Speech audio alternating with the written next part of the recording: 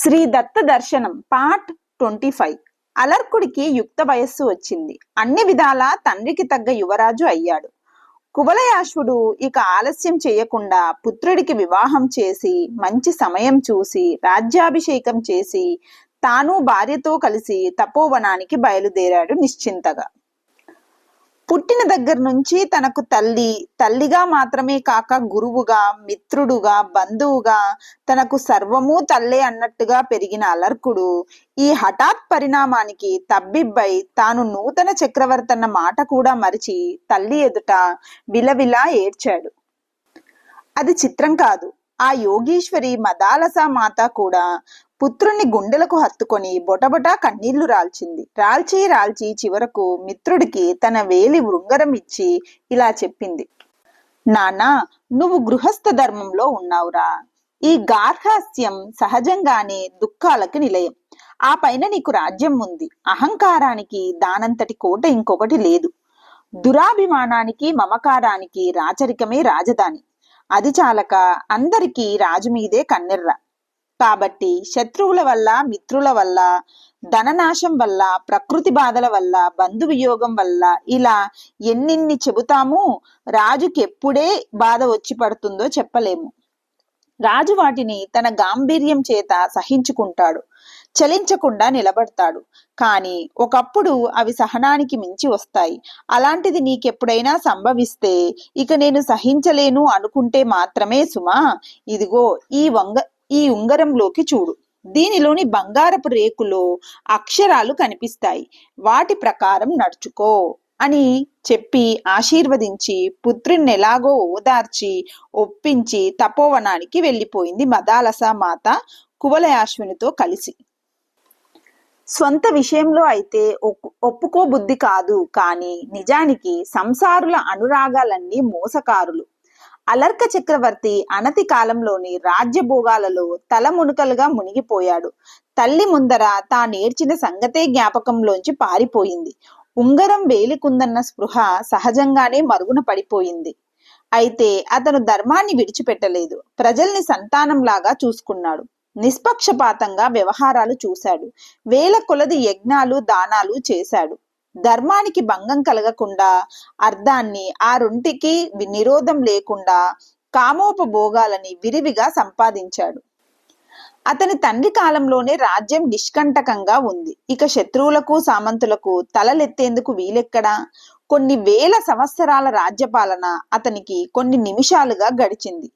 అంతా సుఖంగా గడిచిపోతూ ఉంటే అతనికి ఇంద్రియాలను జయించుకోవలసిన కర్మమేం పట్టింది? వైరాగ్యం పొందవలసిన కర్మమేం పట్టింది?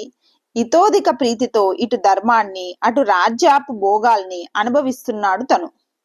ధర్మాన్ని శ్రద్ధగా ఆచరిస్తే, యజ్ఞ యాగాదులు, ఉపాసనలు విశేషంగా చేస్తే సామాన్య మానవులు ఊహించనైనా లేని అపార భోగ భాగ్యాలను ఈ భూమి మీదే పొందవచ్చును. తత్వవేత్తలు ఆ భోగాల్ని తుచ్చాలని తెలిసి వదిలేసి అంతకు మించిన ఆనందాన్ని పట్టుకుంటారు. ఆ రెండూ తెలియని అల్పులు దైనందినపు వంకాయ కూర రుచికే తబ్బిబ్బై తలమున్కలై కొట్టుకుపోతూ ఉంటారు కదా. ఇక అంత సాధించుకుంటున్న అలర్కుడికి వైరాగ్యం కలగలేదంటే ఆశ్చర్యమేమిటి? మలుపు.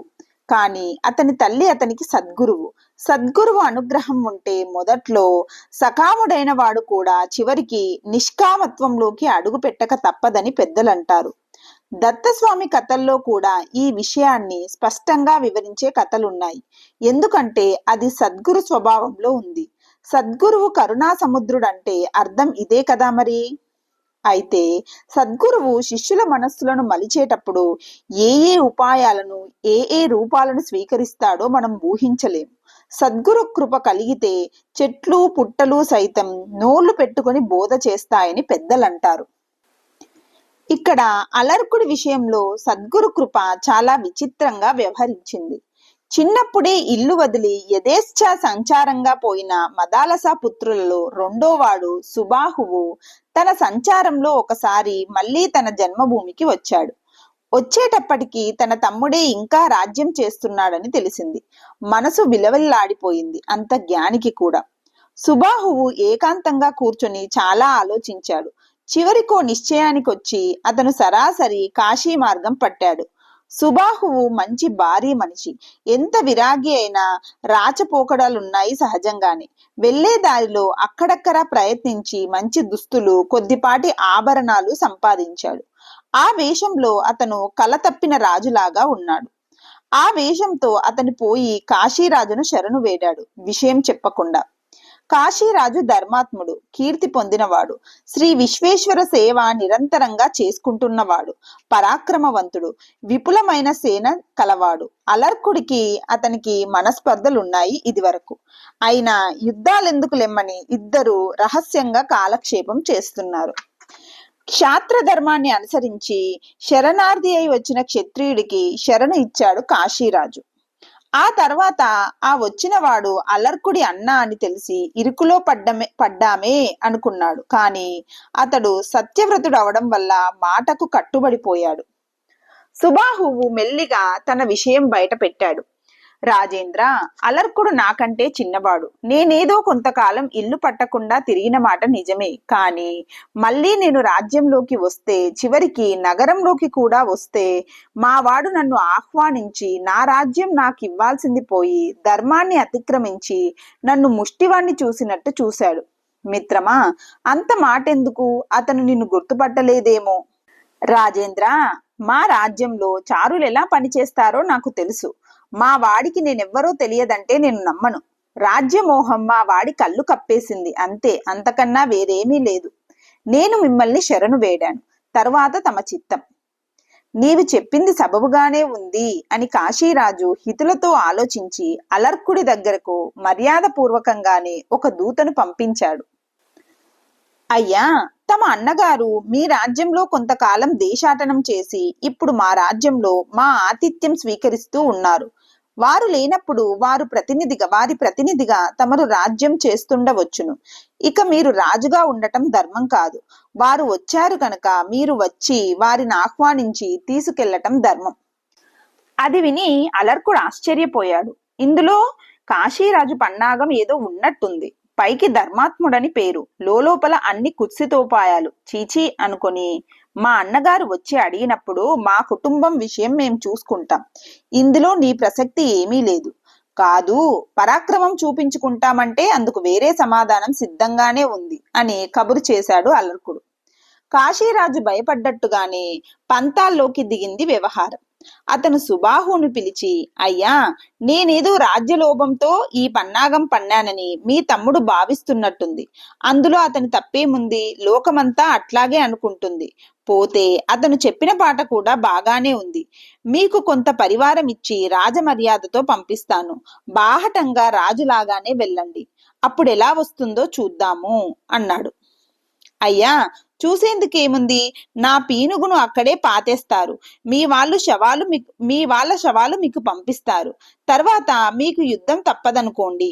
అయ్యా, ఎలాగూ రాజ్యం కోసం తల్లిని తండ్రిని చంపిన మహానుభావులున్న ఈ లోకంలో అన్నను చంపడం ఒక లెక్క. మా వాడి సమాధానం ఏ ధోరణిలో ఉందో చూసి కూడా తమరిలా మాట్లాడుతున్నారంటే నాకు ఆశ్చర్యంగా ఉంది.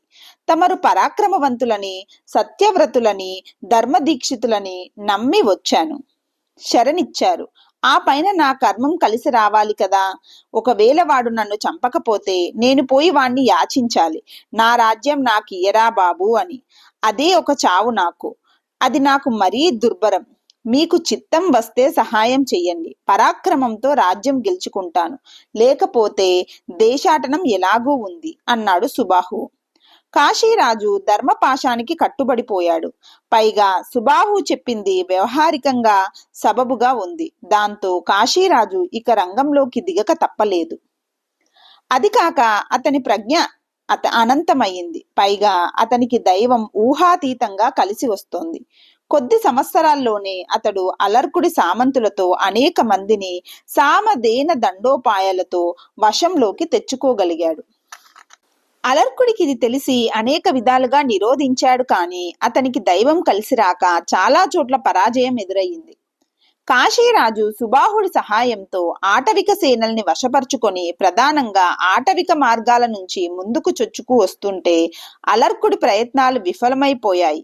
చివరికి రాజధానినే చుట్టుముట్టాడు కాశీరాజు.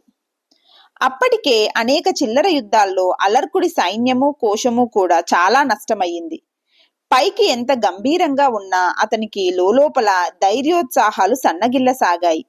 పట్టుదల కొద్దీ కోట తలుపులు మూయించి లోపలే ఉండి సంవత్సర కాలం పోరాడాడు.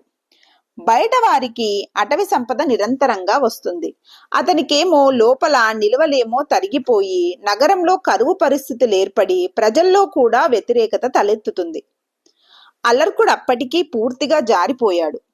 ఇన్ని వేల ఏళ్లలో ఎన్నడూ లేనిది రాజ్యమంతా ఒక్కసారి ఇసుక మీద కూలినట్టు కూలి నెత్తిన పడిపోతోంది. ఇంత బతుకు బతికి ఇంటి వెనక చచ్చాడన్నట్టు తన రాజ్యం చివరకు కరువు వలన మలమల మాడి చావాల్సిందే యుద్ధంలో చావకపోతే. అతన్ని విషాదము ఆర్తి ఆవరించేశాయి. దుఃఖం నెట్టుకుని వచ్చింది. అలాంటి సమయంలో తల్లి ఇచ్చిన ఉంగరం గుర్తుకు వచ్చింది. వెంటనే స్నానం చేసి బ్రాహ్మణుల్ని పూజించి వారి సమక్షంలో ఉంగరంలోని బంగారు రేకుని బయటకు తీసి చదివాడు. విడువవలయును సంగమ్ము విడువవలయు విడువగల ఎట్టి శక్తి ఏర్పడని ఎడల వలయు సత్సంగ మొనరింపవలయు సతము సంగరోగౌషధమ్ము సత్సంగమిలను విడువవలయును కామమ్ము విడువవలయును విడువగల ఎట్టి శక్తి ఏర్పడని ఎడల మోక్షకామమ్ము నెప్పుడు పూనవలయు కామరోగౌషధము మోక్షకామమిలను అని ఉంది ఆ రేకు మీద. ఆ రేకు మీద కేవలం అక్షరాలే కాదు, ఏదో అదృశ్య శక్తి కూడా నిక్షేపింపబడి ఉంది. ఆ వాక్యాలు చదివిన దగ్గర నుంచి అలర్కుడి మనసు విచిత్రంగా మారిపోయింది. అతను ఆ వాక్యాల్ని మళ్ళీ మళ్ళీ చదివాడు. కొన్ని వందల సార్లు చదువుకున్నాడు. చదువుకున్నా కొద్దీ ఏదో తెలియని ఆనందం ఉరుకొస్తుంది. అంతకు మించిన ఆలోచనలు తవ్వుకొస్తున్నాయి.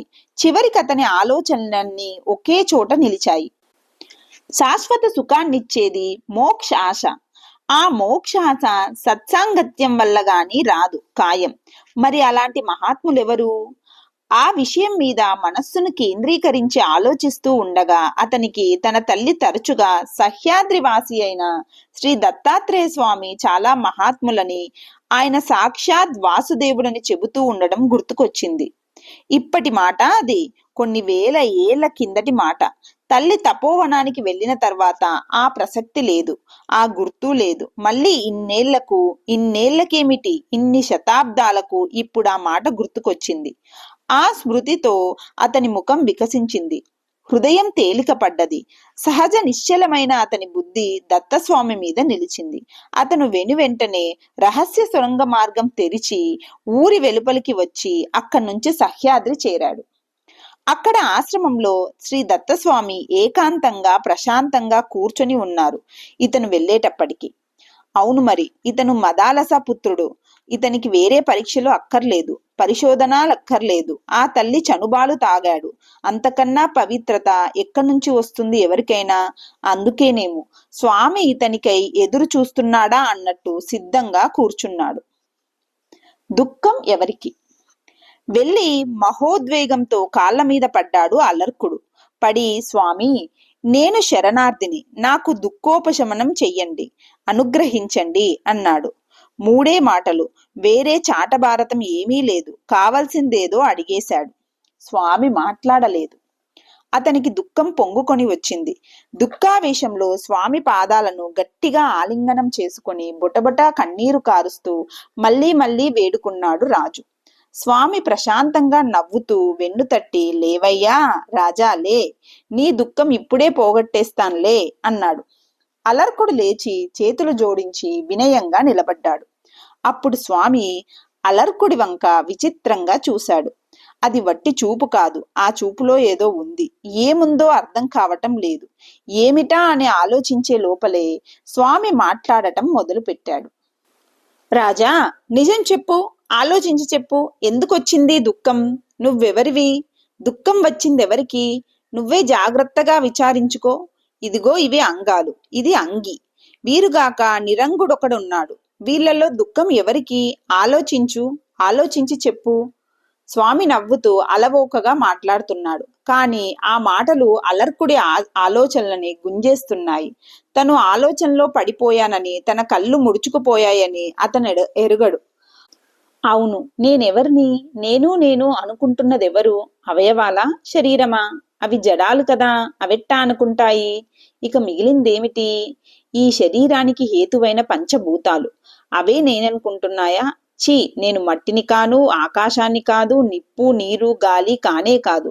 అలాగే ప్రాణాన్ని కూడా నేను కాదు. ఇందులో ఏ ఒక్కటి నేను కానప్పుడు వీటి సంగతాం నేననటానికి వీల్లేదు. కానీ నేనిన్నాళ్ళు అలాగే అనుకుంటున్నాను కనుకే నావి కాని సుఖదుఖాలు నాలో నాకు తోస్తున్నాయి.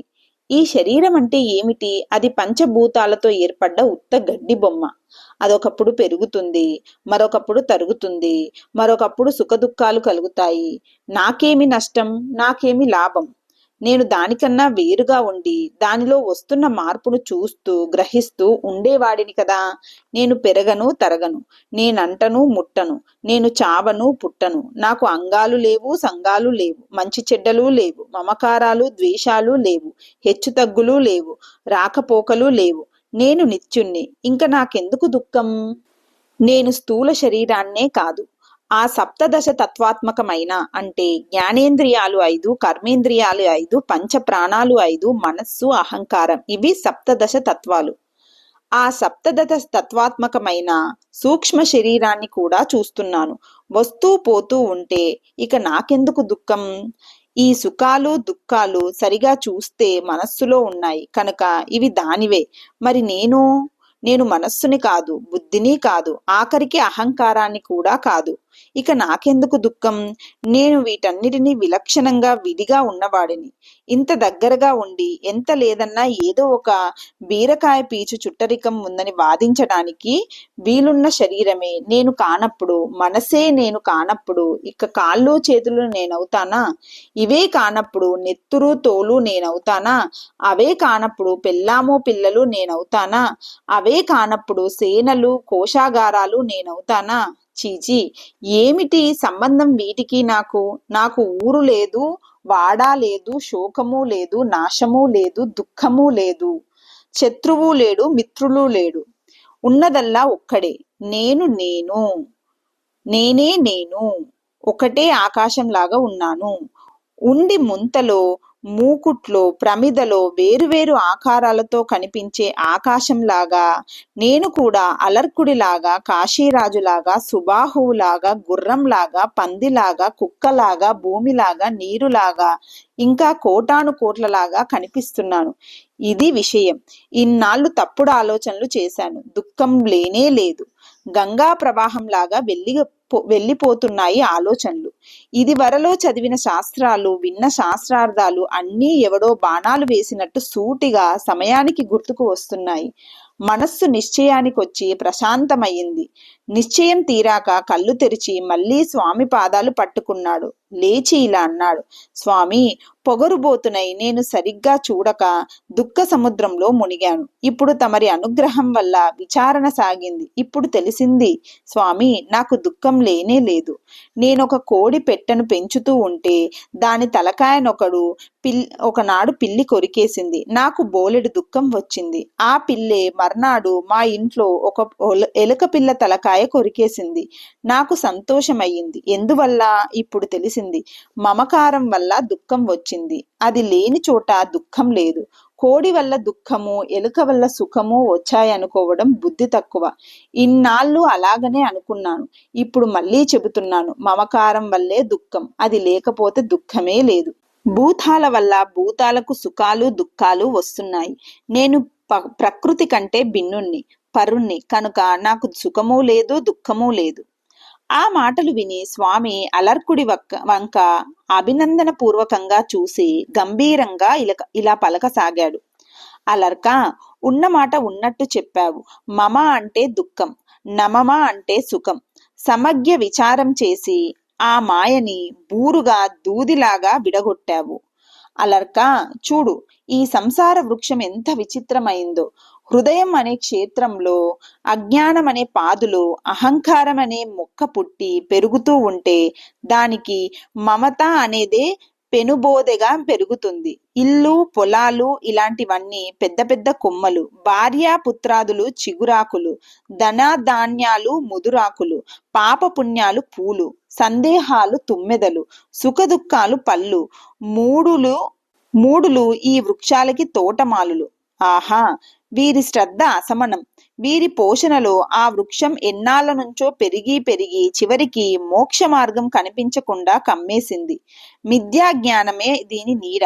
ఇలా అసలైన దాన్ని ఇది కమ్మేస్తే బేషుగ్గా ఉందని విషయోపభోగ మార్గాల్లో తిరిగి అలసిపోయిన వాళ్ళు మళ్ళీ దీన్ని నీడే చాలా బాగుందని అక్కడికే చేరి ఆ మిథ్యా సుఖంలోనే రమిస్తున్నారు. అలాంటి వాళ్ళకి అసలైన సుఖం ఎలా లభిస్తుంది? ఇక శాశ్వత సత్యసుఖాన్ని పొందాలనుకున్న వారు ఏం చేస్తారో తెలుసునా? విద్య అనే గొడ్డలిని తీసుకొని ముందు దాని సత్సంగం అనే సానరాతి మీద పదును పెడతారు. అప్పుడు ఆ మమతా వృక్షాన్ని మూలమట్టంగా నరికేస్తారు. అప్పుడు తత్వ మార్గం కనిపిస్తుంది. ఆ త్రోవన పోతే ప్రశాంతమైన బ్రహ్మ ధ్యానానికి పోతాడు. అక్కడికి చేరిన వారికి పునరావృత్తి రహితమైన నిత్యానందం లభిస్తుంది. రాజా, నువ్వు సరిగానే ఆలోచించావు. ఈ స్థూల శరీరం నువ్వు కావు, నేను కాను. అలాగే సూక్ష్మ శరీరం నువ్వు కాదు, నేను కాదు. మరి మన ఈ దేహాల్లో నియంత అయి ఉన్న ప్రధానుణ్ణి గ్రహించావా? మేడి పండులో పురుగుగా, నీటిలో చేప, పైకి ఒకటిగాను జాగ్రత్తగా విచారిస్తే వేరుగాను ఉన్నట్టు ఈ దేహంలో ఆత్మ ఉన్నాడు, గ్రహించావా? ఆ మాటలు విని అలర్కుడు సవినయంగా మనవి చేయసాగాడు. దేవా, నీ అనుగ్రహం వల్ల ప్రకృతిని పురుషుణ్ణి విడదీసి చూపగల ఉత్తమ జ్ఞానం కలిగింది. కానీ మనసు విషయక్రాంతమై ఉండటం వల్ల కలిగిన జ్ఞానం సుస్థిరంగా నిలవడం లేదు. అది స్థిరంగా నిలిస్తే గాని నిర్గుణ బ్రహ్మైక్య స్థితి కలగదు. అది రావాలంటే ఈ ప్రకృతి బంధాన్ని తుంచెయ్యాలి. దాన్నెలా తుంచెయ్యాలో తెలియటం లేదు. ఏం చేస్తే మళ్ళీ జన్మ లేకుండా ఉంటుందో, నిర్గుణ బ్రహ్మలో ఎలా ఐక్యం చెందాలో ఆజ్ఞాపించండి. అది విని దత్తస్వామి ఇలా బోధించసాగాడు. రాజా, ప్రకృతి పురుషుల్ని తెలుసుకున్నావు కదా, సహజంగా ప్రకృతి గుణాలతో కలిసి ఉంటుంది. అలా కాకుండా ఆ ప్రకృతి పరబ్రహ్మతో కూడి ఉంటే దాన్నే ముక్తి అంటారు. చూడు రాజా, అవివేకం వల్ల బంధం ఏర్పడుతుంది. అందువల్ల ఈ శరీరం ఉండగానే దృఢతరమైన వివేకాన్ని సంపాదించుకోవాలి. ఆ వివేకం బంధాన్నించి ముక్తినిస్తుంది. అవివేకం వల్ల బంధం ఏర్పడే క్రమం విను. అవివేకం వల్ల మమత్వం, మమత్వం వల్ల సంఘం, సంఘం వల్ల దుఃఖం కలుగుతాయి. కనుక ముందుగా దాని వెనుక మెట్టైన సంఘాన్ని వదిలిపెట్టాలి. ఈ సంఘం వదిలిన వాడికి యోగం సిద్ధిస్తుంది. ఆ యోగం సిద్ధిస్తే నువ్వన్నావే మనస్సులో జ్ఞానం స్థిరంగా నిలవటం లేదని, ఆ చాంచల్యం పోతుంది, ముక్తి సిద్ధిస్తుంది. ఎలాగంటే సంఘం పోతే మమత్వం పోతుంది. మమకారం నశించేసరికి వైరాగ్యం పుడుతుంది. వైరాగ్యమే పరమ సుఖం. ఆ వైరాగ్యం కలిగితే పదార్థాలలో దోష దర్శనం చెయ్యగలుగుతారు. అలా దోష దర్శనం చేసిన కొద్దీ వాటి మీద రాగం లేకుండా పోతుంది. కనుకే జ్ఞాని అయిన యోగికి ఎక్కడుంటే అదే సొంతిల్లు, ఏది తింటే అదే రాజభోజనం. అసలు వాటి మీద ఆపేక్ష ఉండదు వాడికి. ఆ వైరాగ్యమే జ్ఞానం. అలాంటి జ్ఞాని ప్రారబ్ధాలను అనుభవిస్తూ ఉంటాడు. నిష్కామంగా కర్మలు చేస్తూ ఉంటాడు. వాడు మళ్ళీ జన్మించడు. రాజా, ఇది జన్మరాహిత్యం లభించే దారి. ఇక యోగం వల్ల నిశ్చల జ్ఞానం కలుగుతుందన్నానే, ఆ యోగం గురించి విను. మనస్సుని, ఇంద్రియాల్ని జయించడమే యోగం. అదంత తేలిక పని కాదు, చాలా కష్టపడాలి. అయితే ఉన్నంతలో ఒక సులభోపాయం ఉంది. అదే ప్రాణాయామం. ప్రాణాయామ విధానాన్ని గురు సమక్షంలో జాగ్రత్తగా అభ్యాసం చెయ్యాలి. దృఢ అభ్యాసం వల్ల ప్రాణాయామంలోంచి ప్రత్యాహారంలోకి, ప్రత్యాహారంలోంచి ధారణలోకి, ధారణలోంచి ధ్యానంలోకి, ధ్యానంలోంచి సమాధిలోకి వెడతాడు యోగి. ఆయా వివరాలను గురువు దగ్గరే నేర్చుకోవాలి. అలా యోగ సాధన చేస్తున్న సాధకుడికి అనేక సిద్ధులు లభిస్తూ ఉంటాయి. వాటికి మోహపడితే యోగికి భ్రష్టత వస్తుంది. కనుక యోగి బహు జాగరకుడై ఉండాలి. నిశ్చింతగా ఉండటం అనేది యోగికి సహజ గుణం కావాలి.